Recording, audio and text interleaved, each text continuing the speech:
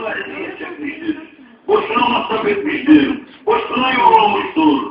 Önemli olan hastaneye gitmek değil, doktorun vermiş olduğu reçetedeki ilaçları harfiyen kullanmak, doktorun verdiği talimatlara uymakla ancak mesele halledilir. Yoksa biz de şuraya geliyorsak, buraya toplanıyorsak haftada bir gün, eğer dinlediğimiz, öğrendiğimiz, okuduğumuz ayetlerle, hadislerle, Kur'anlarla, İslam'la, imanla, eğer ki bizde bir düzelme olmuyorsa, bir değişme olmuyorsa, bir tedavi olmuyorsa, dirilme olmuyorsa, temizlenme olmuyorsa, düzelme olmuyorsa, buraya gelme hiçbir anlamı yok.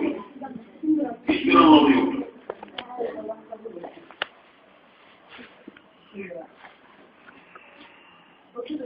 Evet. Kızma yok. Kızma yok. Kızmayacaksın. Ne olur?